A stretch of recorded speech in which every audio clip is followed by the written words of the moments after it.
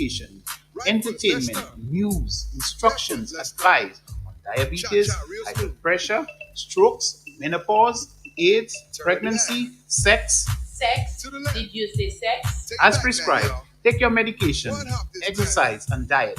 On 88.5 Sufra FM, tell a friend, call your neighbor. Casualty 911 is on. Casualty 911, 10 a.m. to 11 a.m. with the consultant.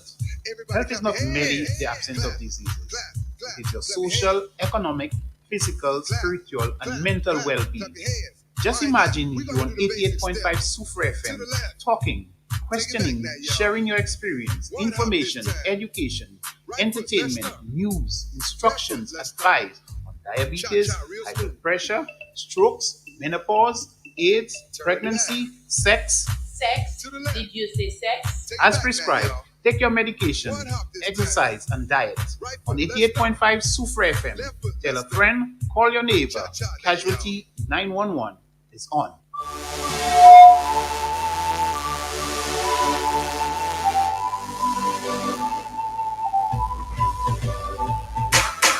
Of course, we have 8 minutes after the hour of 10 o'clock. This is why we say good morning, good morning, good morning to you wherever you are locking it down to Super 88.5 FM. If it's a Monday morning between the hours of 10 and of course 11, Casualty 911 is on. Okay, I hope that you guys had the best of the weekend. Shout out to all you woke up feeling great this morning. Of course, if not so well, I hope it changes for the better. Okay, anyway, here we are this morning again inside another edition of Casualty 911 with Miss Wilson along with her guest. Well, her guest, her guest. Yeah, they were here this morning. Good morning, ladies. Good morning, Roland. Have you guys had fun on Mother's Day yesterday? Well, I had a very quiet Mother's Day. You had a very quiet Mother's Day? Yes. Why was that? Um, He wasn't there. Oh no no no no no no no no no no no Yeah, what's your blushy? it's supposed to be a quiet day, Okay. a relaxing day. Leave it so, yes, okay. All right. All right. So, well, let me just say good morning to Nurse Felix and Nurse Matthew. It's always a pleasure to have you here with us this morning. And also, I would like to say good morning to all our listeners from island wide and online also. It's always a pleasure that you all could join us. I would like to say, belated Mother's Day greetings to all the mothers out there, especially my own queen. I know it has been very challenging throughout the years, you know, taking care of the kids, the house, and the husbands. But at the end of the day, women are very strong individuals, both mentally and physically. I mean, sometimes we really do face the challenges and we work through it all. And at the end of the day, sometimes we really get the blessings and the benefits that a mother should really get the happiness and joy out of that whole process of motherhood. This morning, we're going to have a very, very good topic because we all go through it at some point in our lives. Many of us are not aware that we go through it. Some of us are quite aware. Some of us seek assistance, seek help, but some of us don't.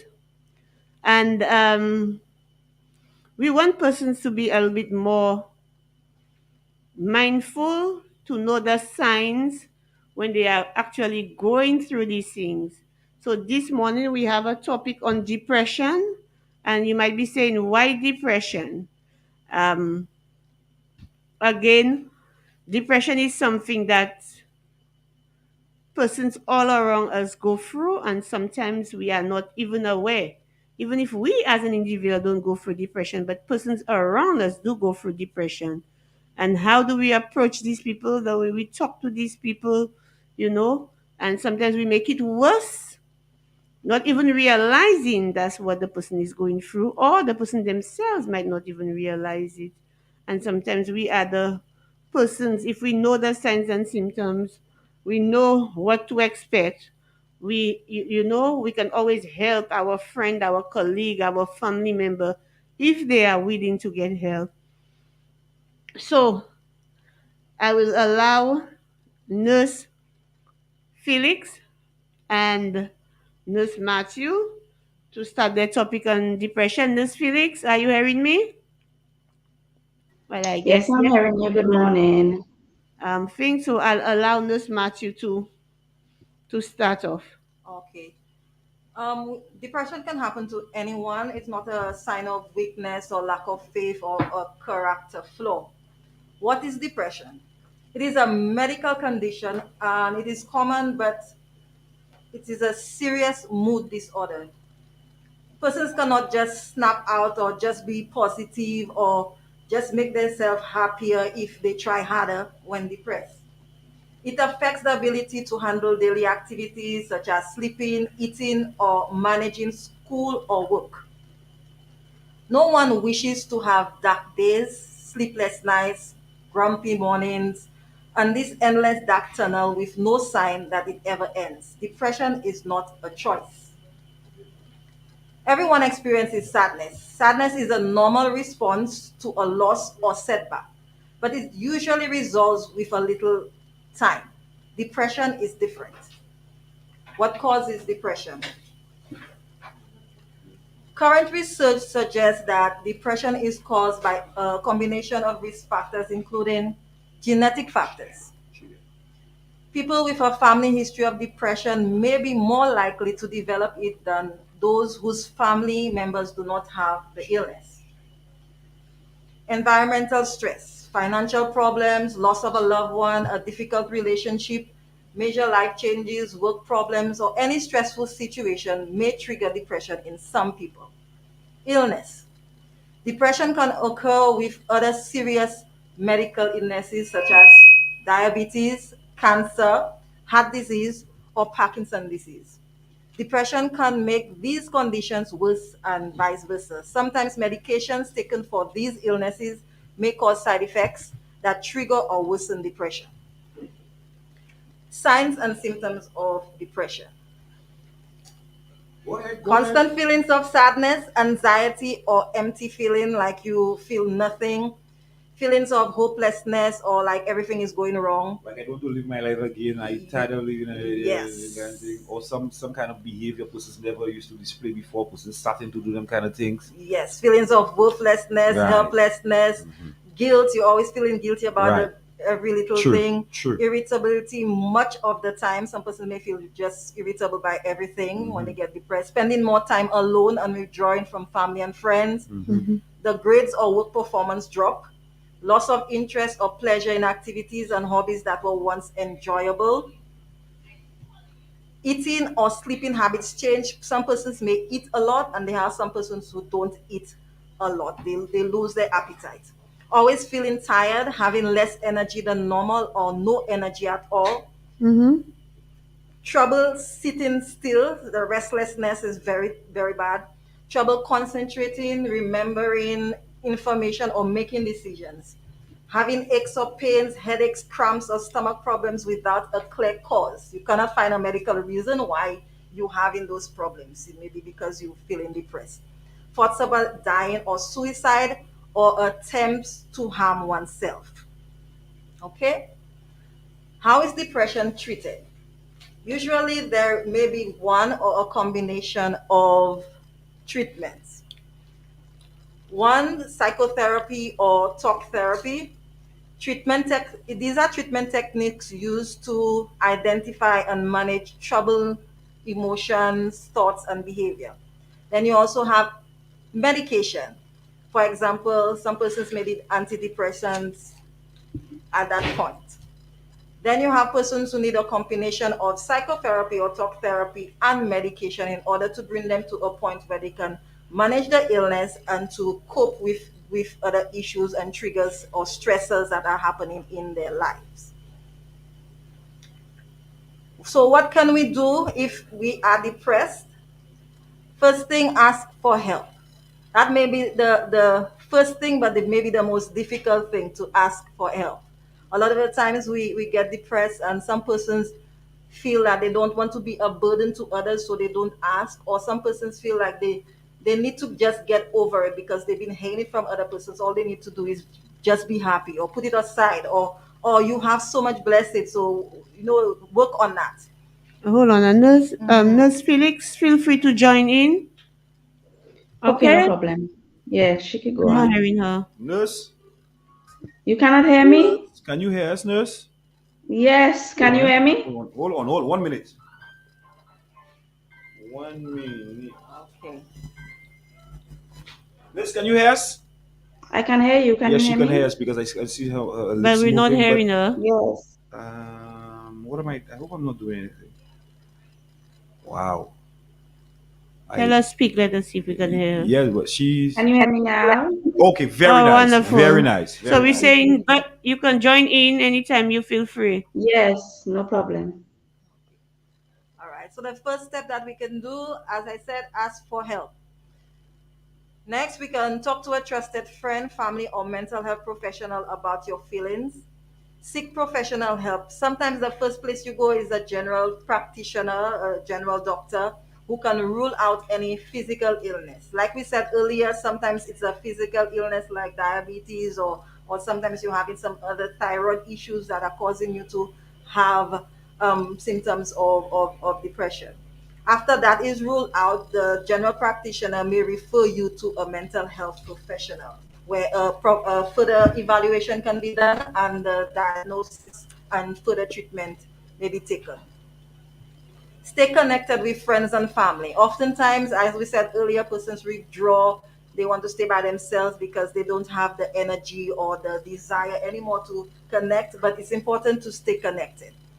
Exercise regularly, a short walk, because the energy is so low, going for your regular exercise routine or starting up a routine, it will not be as easy.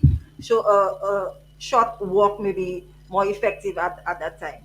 Keep to regular eating and sleep habits. Avoid or restrict alcohol intake. Do not use illicit drugs, they make depression worse. Feeling suicidal, contact someone you trust for help, call the emergency services or St. Lucia National Helpline, which is number 203. It's a free helpline, 203. How can we support someone with depression? All of the things we mentioned earlier, we can encourage that individual to act on these activities when they feel depressed, but we can be a support to the person who is depressed. Be clear that you want to help, listen without judgment, and offer support. Learn more about depression, the topic of depression. Sometimes we make mistakes because we just don't know the topic, we don't know the situation. Talking to someone you know who has recovered or a local health worker are good places to start to know about the condition. Encourage them to seek professional help and offer to go with them to appointments. If they are prescribed medication, help them remember to take it. So, nurse, one of the things you said, seek information. I know a lot of people use the internet to read about certain topics, especially if maybe they're diagnosed or they are referred to somebody. Maybe they go to their GP and they refer to maybe a psychiatric nurse or somebody, and they start researching. What advice would you give somebody before they even go to the psychiatric nurse? They're probably researching probably on depression or any other mental, you know. We can stick to the trusted sites like WHO, PAHO sites, and the Mental Health Association websites, the Depression Association websites. Not anything with lay person does discussion, because sometimes you can have things that are not researched on some sites. So if you stick to the reliable sources, um, Nurse Felix, you can add any to that list. I would tell anybody that Google is not their friend. Google should not ever be used when you're worried about anything medical or psychiatric because it makes you paranoid. It makes you believe that you have symptoms that you don't have. Sometimes persons use it to diagnose themselves, and it's crazy because sometimes the diagnosis that they would give themselves from Google isn't even a diagnosis they would receive from a medical practitioner or from a psychiatrist. So I think they should take a breather. If they're referred for whatever reason, then they should see the person that they are referred to. There's nothing wrong in trying to, if the doctor mentioned something, there's nothing wrong in reading about it. But Google gives you a holistic view of things. Google is not personal. When you go to a doctor, it's more personal. They will talk to you about exactly what it is that you're feeling, and they'll be able to rule out things before making a definite diagnosis. But when you go on Google and you read and you see the possibilities Yes. of cancers, and you see the possibilities like, okay, So you might hold die up in few possibilities. months, it could actually make you more paranoid. So it's better to not even go there at all. Yes, yes. Google has a world of possibilities for illnesses. You can have one thing, and at the end of your Google search, you are dying, and we don't want to get to that point. Every individual is an individual when it comes to diagnosis. One person's diabetes is not treated like the other person, that's individualized. Some persons are placed on one kind of treatment, and others are not. So there is some level to the research, the searching, but we don't want it to be your sole focus. We want it to be dynamic where you use um, directed searches. Okay? Okay. Be Thank you, Ness. patient. Thank you, both Another, of you. yes. Another point is to be patient. Recovery can take time. Sometimes we want a quick fix. We want like to see a doctor today, and we want by next month for everything to be cured and everybody to be happy and running their lives like normal. I just use the word mask. Pardon? Hmm? I just use the word mask. It's like taking a freshener just to get rid of it. Like a Yes. mask. Yes. You understand? And but it takes time for you to It's a really process, right? see what the triggers are, what exactly like I said earlier, maybe a combination of physical illness that's triggering something else. Sometimes there's a social ill, you lose your job, that's something that needs to be fixed in that area, relational areas that are constant, that needs to be addressed. Sometimes you haven't learned any coping mechanisms, and actually learning coping mechanism takes a while to change behavior, Right. takes a while. Somebody's saying to you, some studies have said that marijuana helps. Hmm. So, what are your views on that? Marijuana. You mean to smoke the Well, he made the contribution saying that some studies have said that marijuana helps. And views there or options on that? there As are varying views on the use of marijuana. When we stick to marijuana, there's a lot of varying views. It is not, I would say, not for someone who's already suffering with depression. I would not advise any substance because it's aggravating the issue.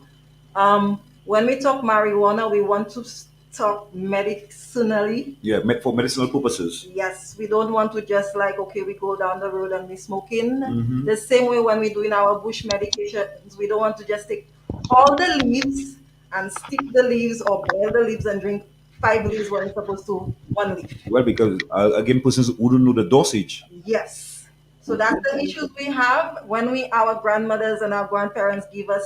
They always tell us what amounts, and sometimes as the years go down, we forget what our grandmothers teach us, and that's where the issue begins, where we start taking too much or we're not taking the right amount. So the thing is to get the medicinal properties in the marijuana.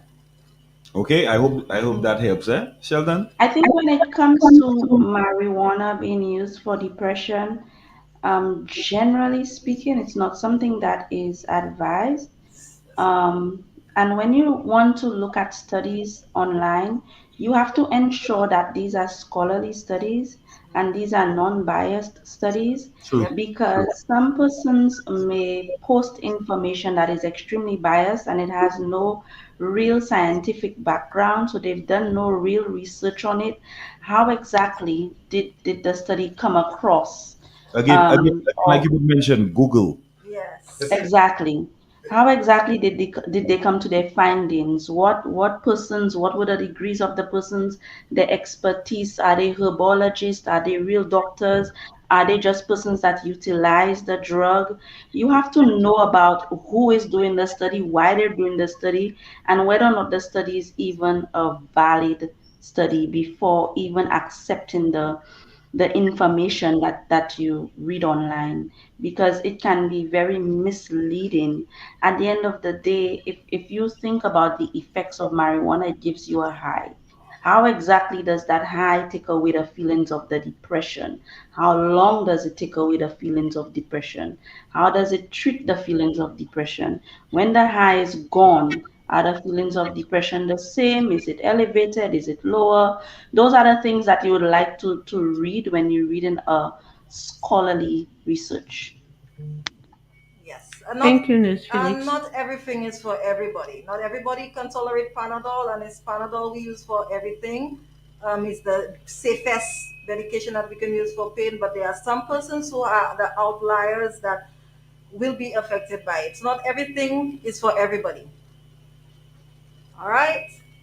As we continue on what we can do to help them with everyday tasks and to have regular eating and sleeping habits. It's when sometimes when persons get depressed, they lose the interest to just get up and get out of bed or clean the house or fix their bed or wash their hair.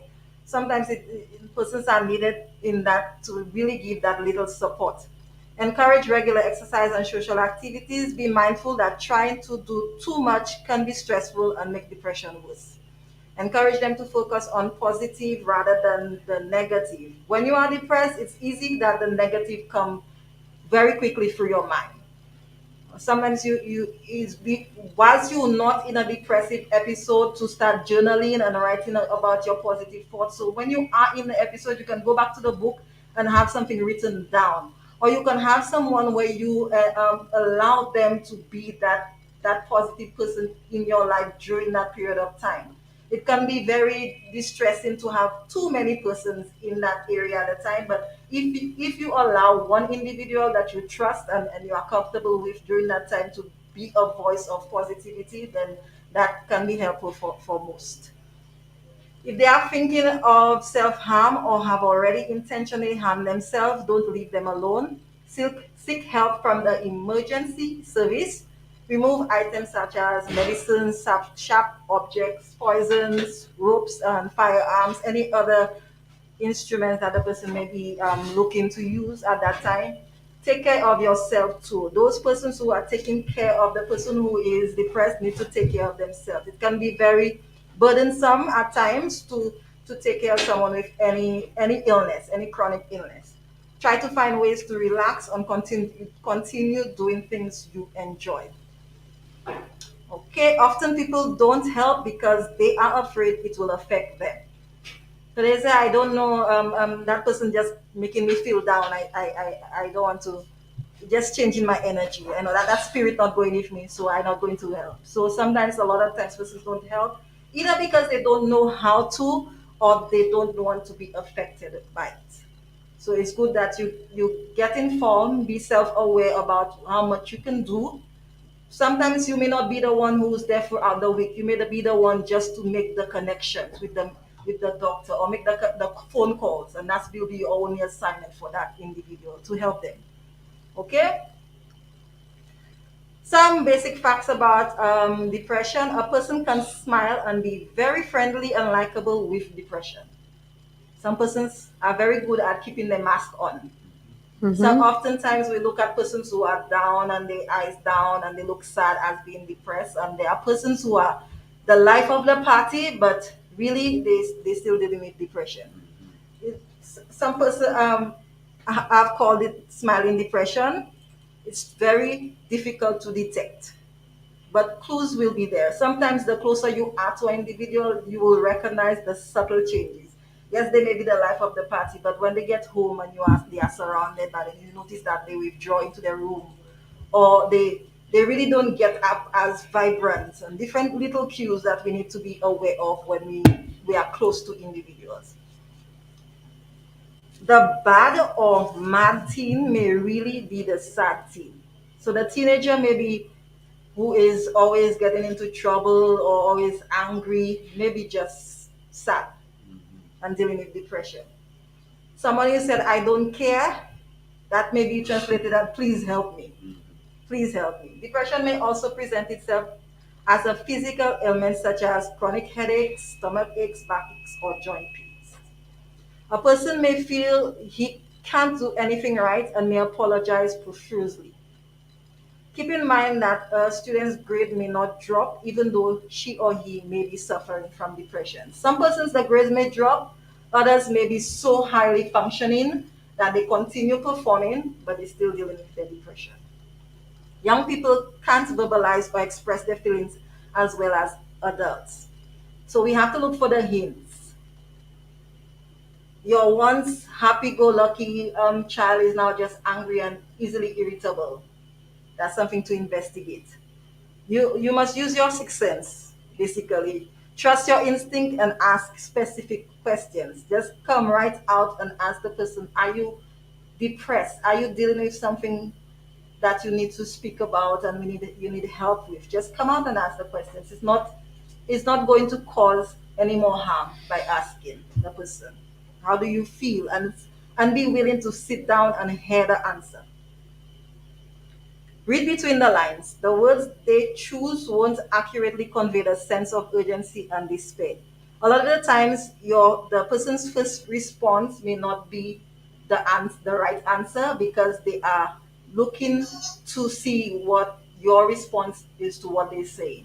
If you ask me if I'm depressed and I say I'm fine, and they notice that okay, you give up already, then they say okay, you're not really ready to hear what I'm saying. So they okay, that person just wants to hear that I'm okay. So next time I'll just answer I'm okay. True.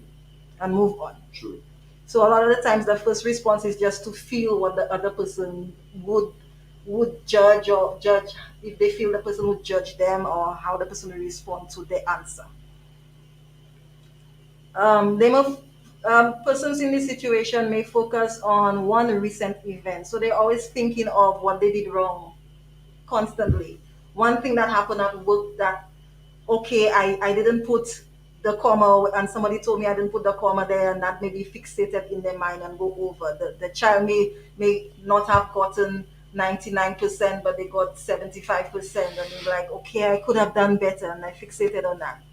Sometimes eating disorders may be because of depression as a chemical imbalance. If someone is anorexic or bulimic without realizing, this may be their way of trying to make themselves feel better. A person suffering from depression wants and needs to be told a specific plan of action, steps that will be taken to get him on the road to recovery. A lot of times we just leave okay, I'm going to do that. But just like when somebody is diagnosed with diabetes is an easy reference for me. You say okay, we go and do diets and we have it written down, we're going to eat this, we're not going to eat that, on different things. Sometimes we need to do a lot of the times we need to do that for a lot of the mental illnesses, or most of them or all of them, that we need to have a plan in place. If it is needed that your nutrition is the issue that triggers your depression, you need to work on the nutrition. If it's the health that is triggering the depression, you need to work on that. If it's a physical illness, a thyroid issue that is triggering a depression, you need to work on that. If it's a family issue, then we need to get the different steps what's needed to recovery. Do not minimize a person's problems, however trivial they may seem. We always tell people, oh, I mean, you don't have it so bad. Yes, the person know they don't have it so bad, but it's bad for them. Do not tell them how they should feel. Their problems are very real to them. They need to have their feelings validated. Young people can detect insincerity. If detected, it will cause them more pain. If you feel you are unable to help them, find someone who can. Okay? If you are trying to change a person's mind, do not say to someone who is contemplating suicide, think what your parents will go through. Statements such as this might be interpreted as, he doesn't care about me, only about what other people think. It might be better to say, I care about you and I want you to leave. I will help you get the help you need. All right? Now we can go to any questions from now in between? Um, uh, I don't know. Based on my own experience, a few years back, I mean, I was at home and my mom and my family members used to say, "What happened to you? You always making your face sad or as if something is hurting you." And I did not realize what I was going through at the time. And I mean, sometimes you as an individual don't even realize the signs of depression. And they keep on telling me that over a few months until a day I went to my general practitioner and I went for medical reasons. And, she was just observing me and then she told me, she asked me a few questions like, she just asked me three questions and I answered her. And she told me, she explained to me what I was going through. I said, "Doc, I'm quite happy." And she told me, after she asked me these three questions and she explained to me that, there might be a little sign of depression, I said, "Doc, I'm quite happy. Why do you say that?" And so on. And the exact same thing my parents have been saying to me, that's the exact thing she said to me. That's what that triggered um, the three questions she started with. And and I told her I did not realize that. And I told her I don't even know. And then she actually prescribed medication at the time. And so we sat down, have a chat, and then she told me, she explained certain things to me, which I quite understood what I was going through. And then when I got home, kind of, I sat down, I thought of it, and so on. And she was so right. And I probably have been going through it for over a year because my parents have been saying it for such a long time and I never realized. And my parents, as ignorant and family members, as ignorant as they are, they did not know that was exactly what I was going through.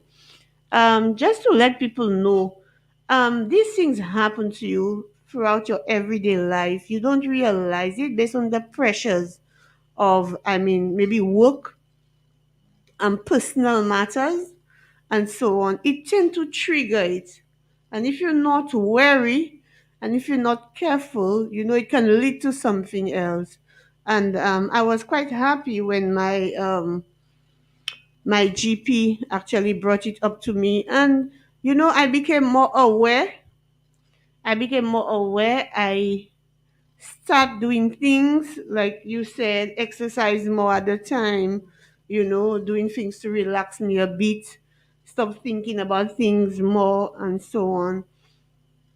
And it took me some time. It really, really took me some time to deal with it, um, because here I thought I was okay. I was good. I'm happy, young, vibrant. And dealing. I thought I was dealing with my personal issues right on and so on. But at the same time, it was affecting me that I didn't realize. So I just want persons to be mindful of all these things. If you happen to go to your GP, if you happen to go to your doctor, or anybody and they raise the red flag, don't hesitate to seek attention from the mental health department, or maybe like you said, the 203 number and so on. It goes a long way. And and if you are consistent and you continue, you'll be surprised the positive outcome of it all. So I'm really happy nurse came with all these things that you can do to help, help out if you're suffering from depression. All right. A lot of times we know what not to say to someone with depression, and a lot of times persons say, "I don't know what to say." So let's go through some of the simple things that we can say to someone who is experiencing some level of depression. When we can say, I'm here for you, let the person know that you're there for them. Just let them know that. I can see this is a really hard time for you. What can I do to help? Just tell me how. Sometimes you just need to ask the person, how can I help? Another thing we can say, I know it doesn't feel like it now, but there is hope that things can get better. It can be a very hopeless time, helpless time, but and reassuring a person that it's difficult now, but there is hope. There is still hope that can happen if we work through it. That there is light at the end of the tunnel, then that person can start to make the steps to recovery. You let the person know that they are loved, that they matter to you. During that time, it's forgotten. Sometimes you feel so alone, so lonely, and you feel like you're the only person who have ever experienced that. But to reassure and let the person and remind the person that they are loved and they matter and they are important. Sometimes we are careless in what we say, and oh, just get over that, or why don't you just some persons use harsh words like, why don't you just kill yourself? That's very unnecessary. Um, we have to be more empathetic and compassionate during that time. Jana? I'm there. Okay. It's important that if you know somebody has depression, that you can actually ask them how they are managing, how they are coping with the everyday life, how they are coping with the treatment, and are they keeping the therapy sessions as regularly as they should. This can actually be encouraging to them, for them to know that there is somebody who genuinely cares about their everyday well being. Sometimes it's not just about asking them once in a blue and forgetting about them, because sometimes that's what we do. As humans, that's what we do. We remember them, but we don't really check on them. So if you make it your duty to check on them, be a real friend or be a real family member to them, let them know that you are really there for them, then it can be very helpful and beneficial to their their wellness later on. And also to ensure if you're a family member, to ensure that they take their medication if they are actually on it. Because that's one of the things sometimes you tend to forget. If you're on meds, you tend to forget that you actually take your medication. So sometimes it's only if you're a family member and you realize that you're actually on meds to ensure that that you're actually taking their meds to monitor at least. And antidepressants too can be meds that you have to have a lot of patience with, Yeah. because it's not like antidiabetics or antihypertensives or even Panadol. You know, you take Panadol and within 30, 45 minutes your headache is gone. Antidepressants are not like that. You have to have a lot of patience with it. It takes sometimes 4 weeks or even 6 weeks in certain instances for you to even really feel and see a change in the individual's behavior, or for the individual to feel a change in the way that they feel themselves. So it's important as a family member and as a close friend that you are very, very encouraging. And that's why, as Ms. Matthew said before, if you are the supporter for somebody who is depressed, you need to take care of yourself too, because it can be very draining. Imagine for 4 to 6 weeks, sometimes even 8 weeks, depending on if the treatment had to be changed. You constantly have to be checking on, monitoring, talking to, asking, listening to your friend or to your loved one. Um, and looking at them and seeing the changes in their behavior, seeing them act like they no longer care about things that they loved or even care about themselves, that in itself can be depressing to the supporter. or to the carer. So it is important as the carer that you take care of yourself as well. Oh, somebody's asking if they happen to get some bad news. Of course, they're having symptoms of depression. How soon should they seek help, or will it just go away automatically? You seek help right away, immediately, one time, pronto. You And the thing is, you know yourself better than anyone else. If you know you have a history of coping with difficult news very poorly, then it's be very proactive in seeking help. If you know that it's something new that you have never dealt with yet, and you're not sure how you're going to approach it, then be proactive and seek help immediately. So you know yourself a little more. Family members know you better than most persons sometimes, or close friends know you better than family members, and they would tell you, "I think you need to get some help for that one." And then take the hint and go and get the help as soon as you can. Sometimes it just be just the day talk, just talking about that situation right away is helpful. And sometimes talking about the situation as it's happening for a period of time may be helpful until you can resolve the situation. But being proactive is better than delay in many cases.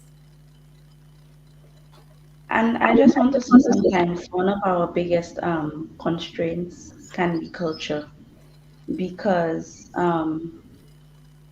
in our local culture, we are raised to like be strong, suck it up, deal with it, manage it, basically. So sometimes you may feel like you are going through depression, but you feel like you can manage, you feel like you can cope, and it's not until it gets to the point of it being crippling and you're losing your friends and losing your jobs and etc. That's when you seek help, and that's why it's important to seek help as soon as you feel like you're going through depression. But it's also important to know the difference between being depression and just being sad. Normal. And right, because sadness is normal. Your mother, your father, your sister, your husband died, your child died. It's okay. You're supposed to feel sad. Yeah. And if you're sad for 1, 2, 3, 4 weeks, that's fine. If you're sad for even longer than that because you had an extremely close relationship to that individual, that's fine. But however, how are you coping? The difference between depression and sadness is how are you coping, and whether or not you're making positive steps towards wellness. Um, Locally, I would always say people say check on your strong friends, and that is extremely true because people have a you see the same way people have a picture of the mentally ill being like a vagrant on the streets that is unkempt and quarreling and screaming and violent, etc. People have a mental picture of what depression is. Somebody who is in a nightgown, in bed, in a dark room. They probably haven't taken care of their hygiene needs. They probably don't eat well, etc. But that is not the only face that depression has. Actually, one of the most common faces of depression is your very strong friend who always seems to be well put together, who always seems to have everything perfectly aligned in their life. Somebody who you would see smiling and taking pictures and being social and being there for their friends, etc. Those persons can just be high functioning depressed individuals. And so it's important that we pay attention to our friends. She made mention of coping, and I like that coping because lately, not I don't want to say lately, it's been around persons being suicidal because of depression. All right, persons resorting to suicide just to they want to escape. They don't want, they can't take it. They can't handle it because no two humans are wired the same, and persons often deal with the issues differently. Persons view things from different perspective.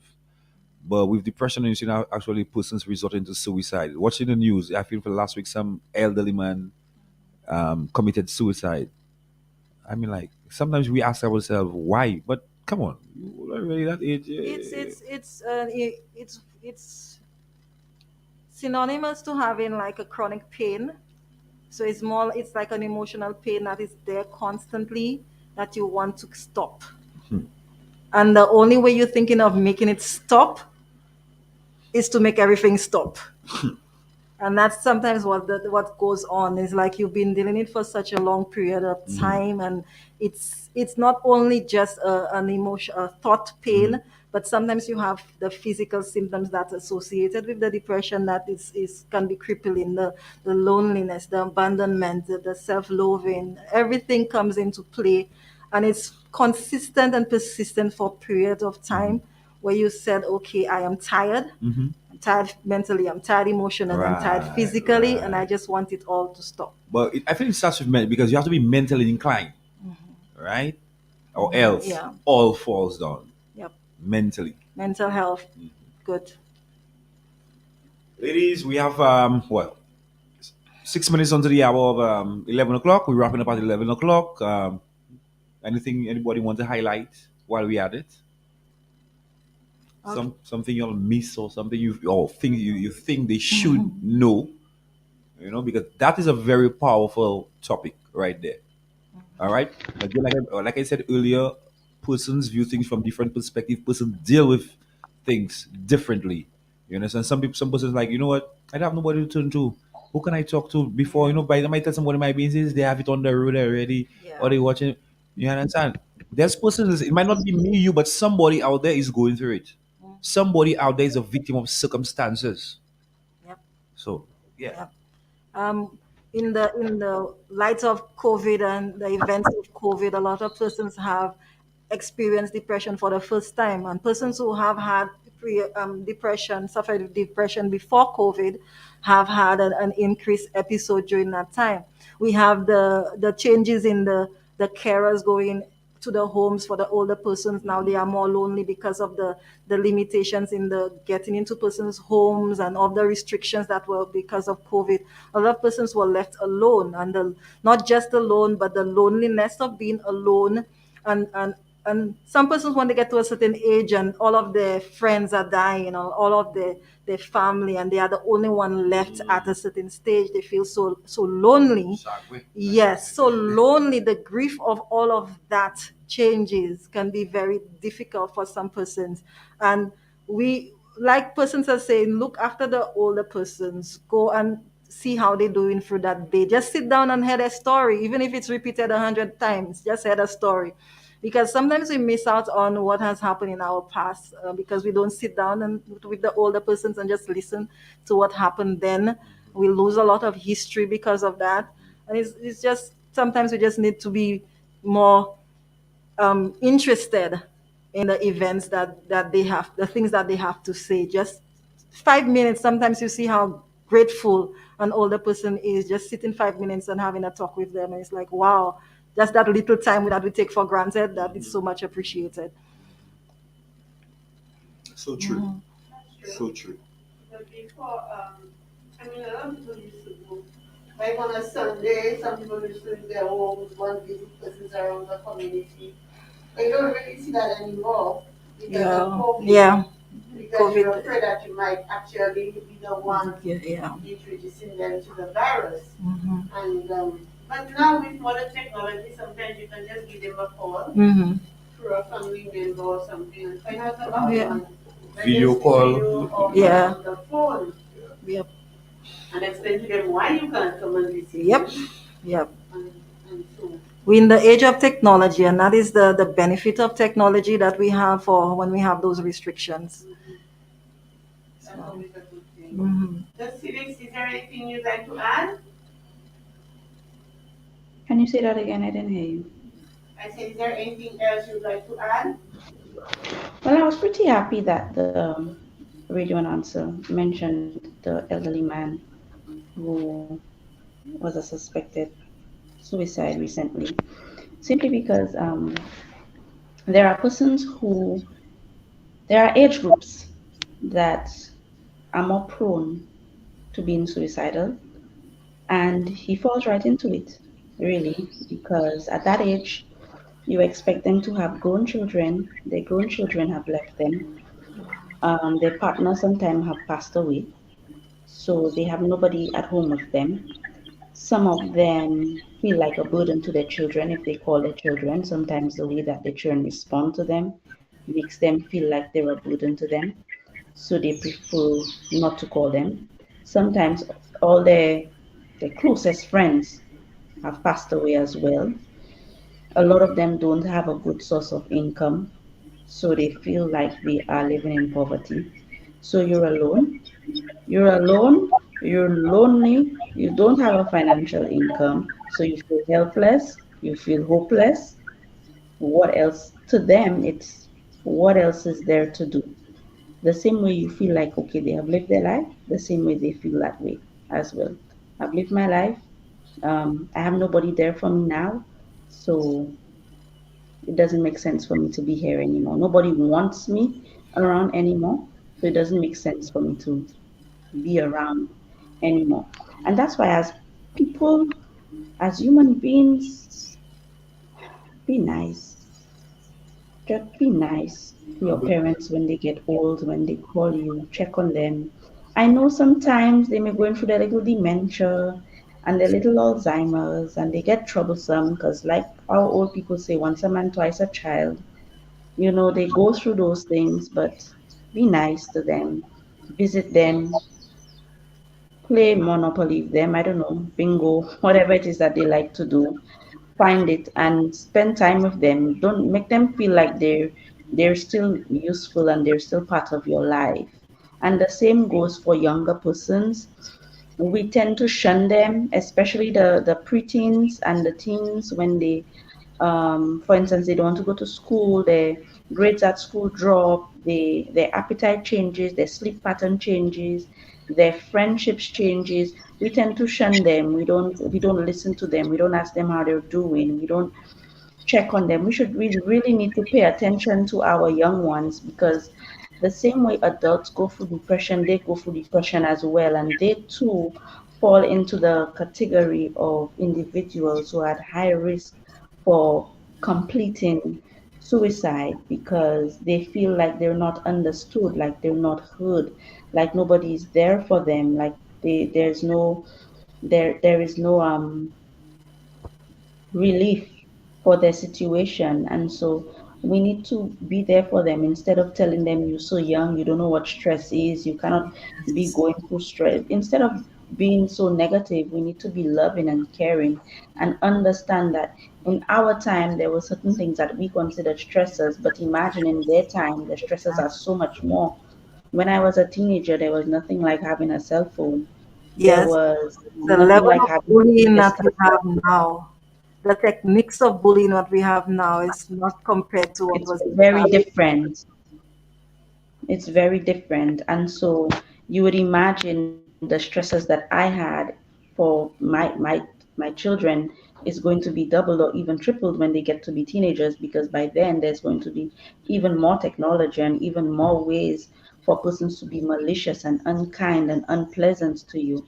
And so that's why it's really important for us to pay attention to our children in as much as we want to pay attention to ourselves. They are ours, they are our responsibility, and they need guidance. They don't know what to do with what they're going through, and we're the only ones that can guide them.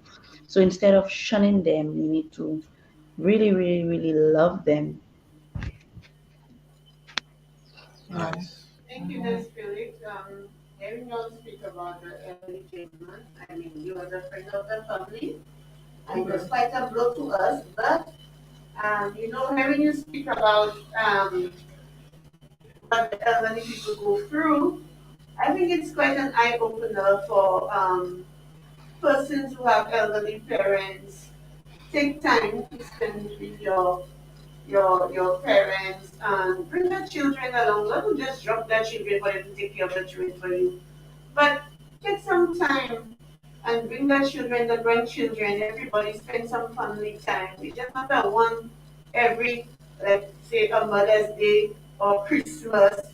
But at least once a month if you live far away, and I think the cities that I think that goes a very, very long way in hearing you say it and speak about it. Mm-hmm. Many of us are so busy and caught up with our own lifestyle that we forget those persons around us. And um, I I can really relate to that because I mean in our community we have quite a bit of elderly people. And often on you see persons within the community just stop by to say hello during the course of the day, just a quick checkup and so on. And it really, really goes a long way. So persons who have elderly parents, grandparents and so on, don't hesitate or make some time for them. And I'm sure when you were younger they took some time for you. Now is the time that you can do the very same. We have some persons on the other hand that may say that father, that mother was so wicked. Why you want me to go and check them? That's why we have the issue. Hurt people hurt people. Persons who are hurt will continue to hurt others. So it's oftentimes we need to heal our own selves and do what we need to get that healing process for all the trauma that we dealt with or had to experience in order for us to learn to love again and to express that love to that individual. I completely agree with that because when you think about the concept of forgiveness, forgiveness is not for the person, it's for you. And the only reason you're still hurting is because you have not forgiven. When you have really forgiven somebody, nobody's asking you to forget. But when you forgive somebody, the feeling of tension and anxiety and pain that you would feel when you think about them, when you see them, if you hear about them, you don't have those feelings. And those feelings can be crippling because you feel that way and then you just project it onto others.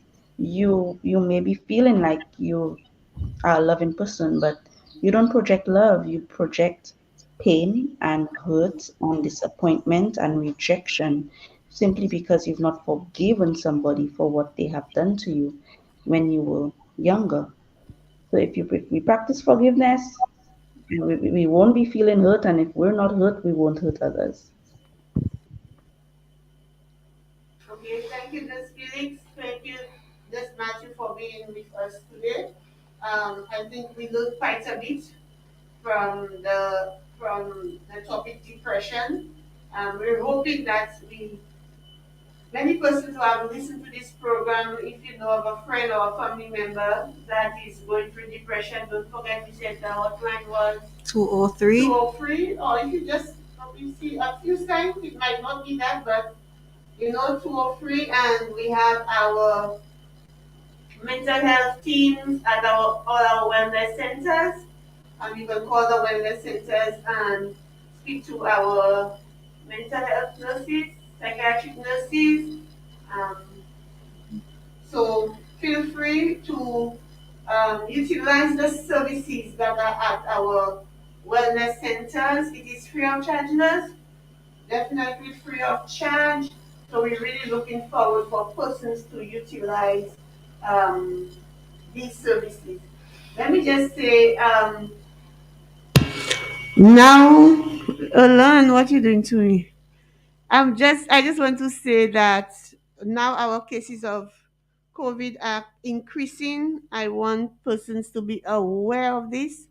Many of us tend not to follow the protocol. I know the protocol have been relaxed a bit, but that does not mean that you cannot continue following the protocols. And it is very important that you do continue wearing your mask, social distancing, practice hand washing, and these are the things that you're asking, the basic things that you're asking persons to do. Don't forget, maybe many of us are not aware we have COVID, but then we are certainly carriers of the virus, and you can affect persons that have underlying health issues. And we do not want that to continue because don't forget, some of these persons are main breadwinners of the family and so on. So there is a lot of effects.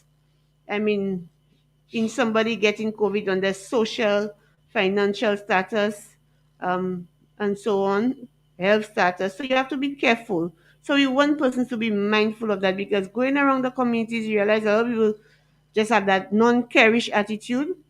Some people are still guarded, but some people just don't care and they don't tend to wear their mask. And even if they have signs and symptoms, or even if they know they are positive, they still tend to walk around the community. So if you know you have the signs and symptoms, and even if you know you are positive, stay at home. If you know you have the signs and symptoms, it is important that you get tested. In the event that you do not go out there to get tested, please stay at home. It doesn't make sense for you and to go out there and spread COVID throughout the community.